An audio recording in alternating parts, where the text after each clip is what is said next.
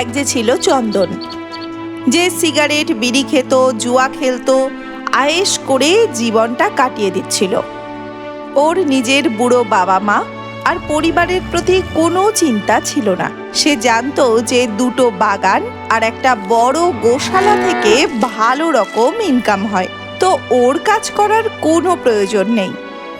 তার এই বিষয়ে কোনো চিন্তা ছিল না যে তার বাবা মা বুড়ো হয়ে যাচ্ছে আর এখন তারা সবার দেখভাল করতে অক্ষম।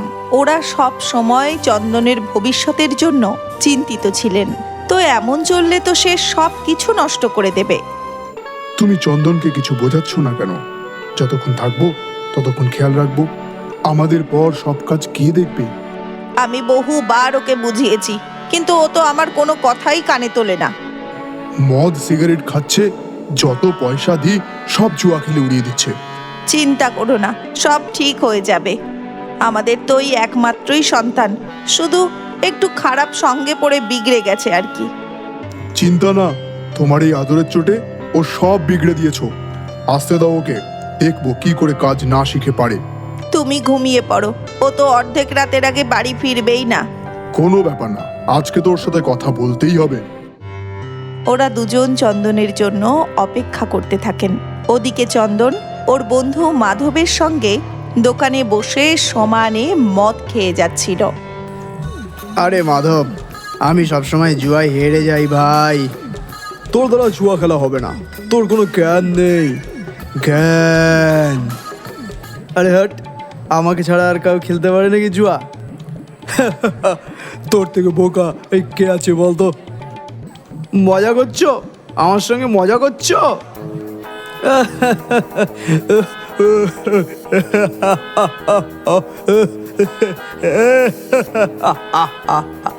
দুজনে হাসতে শুরু করলো। মদের দোকানের একজন কর্মী, এই চলো চলো, দোকান বন্ধ হওয়ার সময় হয়ে গেছে, এখান থেকে চলো এবার। ভালো করে বলো, প্রতিদিনের খদ্দের আমরা।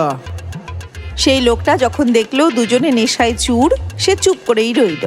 দুজনে সেখান থেকে টলতে টলতে গান গাইতে গাইতে বাড়ির দিকে চলল। একটা চৌরাস্তায় এসে দুজন নিজের নিজের বাড়ির রাস্তাটা ধরলো।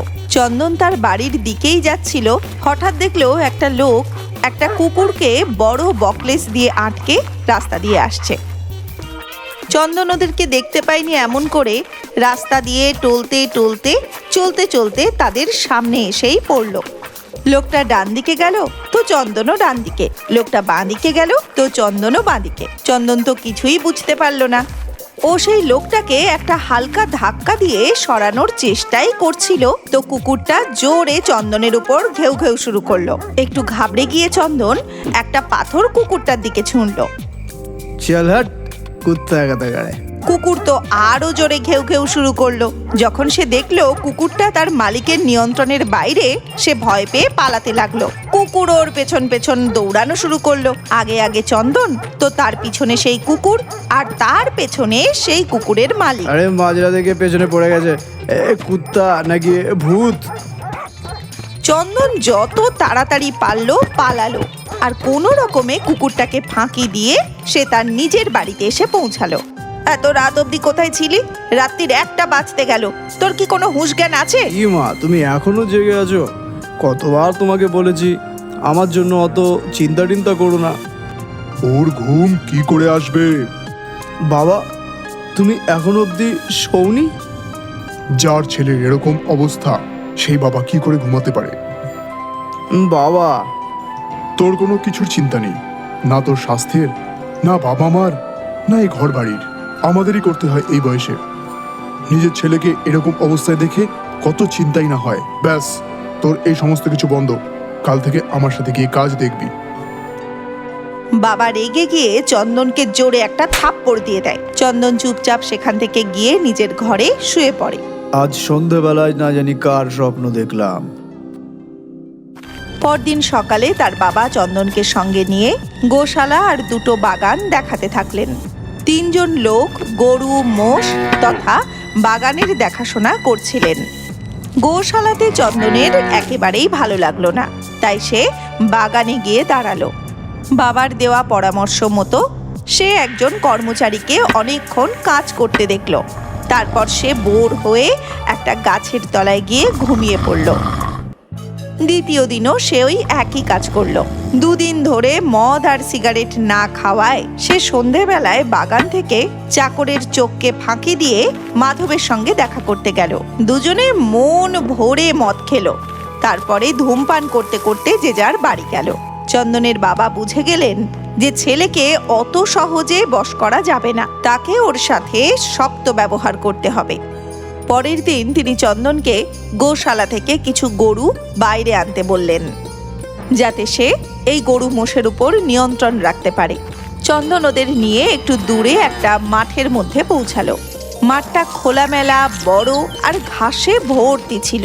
সে আর কিছু না ভেবে গরুগুলোকে চড়ার জন্য মাঠের মধ্যে খোলা ছেড়ে দিল আর নিজে গাছের তলায় বসে আরাম করতে লাগলো। কিছুক্ষণের মধ্যেই ঘাসে ভরা ময়দান সম্পূর্ণ শূন্য হয়ে গেল। তখনই একজন বড়লোক শেঠ তার দুজন চাকরকে নিয়ে সেখানে এলো। চাকরেরা সমস্ত গরুগুলোকে ধরতে শুরু করে দিল। আর এটা কি করছেন? আমার গরুগুলোকে কেন দান করছেন? আচ্ছা, এটা তোমার গরু? কাকে জিজ্ঞাসা করে তুমি এখানে এসেছো? কাউকে জিজ্ঞাসা করার কি দরকার? এই পুরোটাই আমার।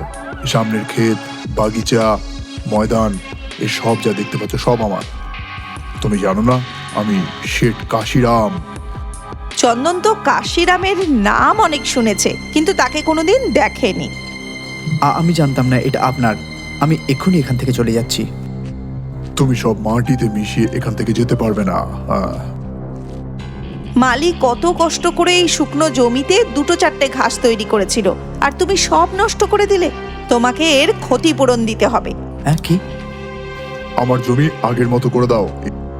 এই গরুগুলো আমার জমির ঘাস খেয়েছে, না হলে এগুলো সব আমার হয়ে যাবে। না, এরকম হতে পারে না।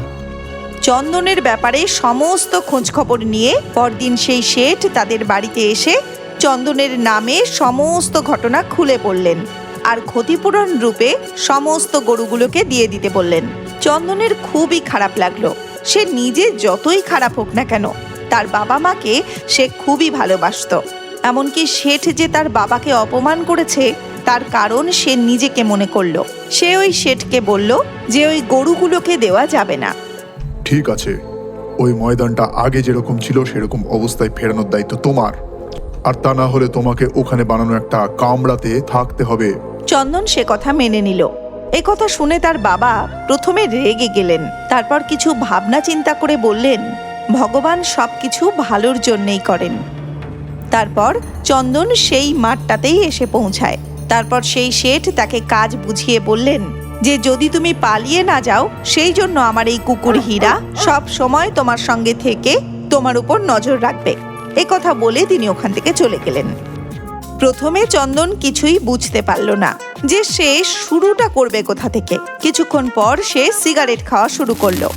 তখনই একটা আওয়াজ শোনা গেল, এই এটাকে ফেলো, আমার দম বন্ধ হয়ে যাচ্ছে। চন্দন আশেপাশে দেখলো যে আওয়াজটা আসছে কোথা থেকে, আর তারপর সে সুকটান দেওয়া শুরু করলো। দ্বিতীয়বার আবার সেই একই আওয়াজ আসায় চন্দন জিজ্ঞাসা করলো, কে তুমি? এই কথা বলতেই তার নজর পড়লো হীরার উপর। সে ওকেই দেখছিল ভালো করে। আরে এটা কি? তুই শুনতে পাচ্ছিস না?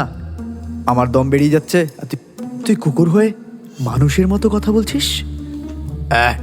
তুই আমার সমস্ত কিছু বুঝতে পারছিস না? একজন কুকুরের কথা একজন কুকুরই বুঝতে পারে। তুই ছাড়া আমার কথা কেউ শুনতে পারে না।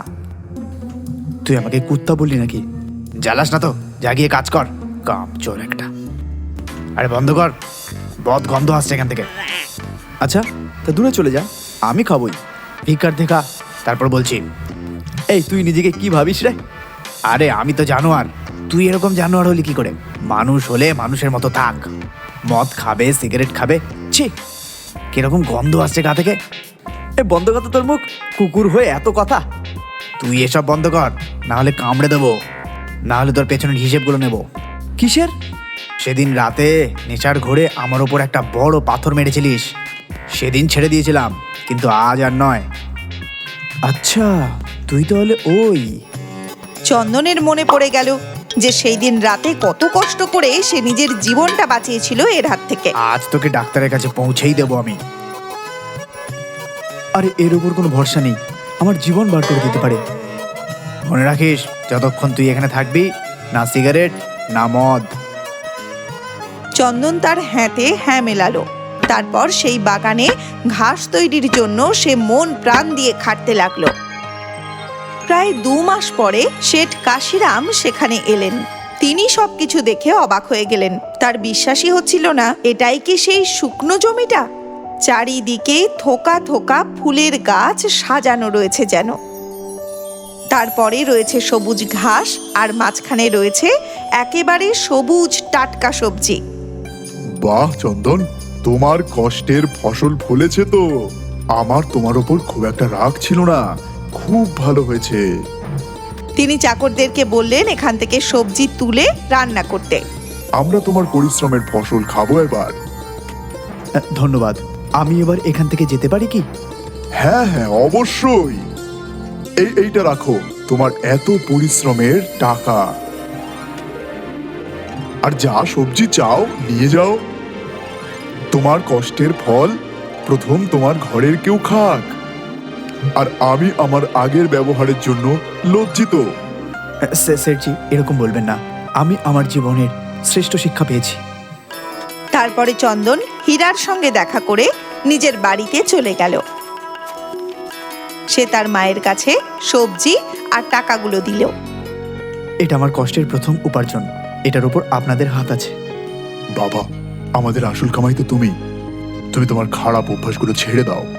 আমি কথা দিচ্ছি, আমি কখনো আর মদ আর সিগারেট খাবো না, আর কখনো জুয়াও খেলবো না। আমি কষ্টের দাম বুঝতে পেরেছি। তার কথা শুনে তার মার চোখ জলে ভরে গেল, আর তার বাবা তার মাথায় আশীর্বাদের হাত রাখলেন। শাবাশ বাবা, আমরা তোমার কাছে এটাই চেয়েছিলাম।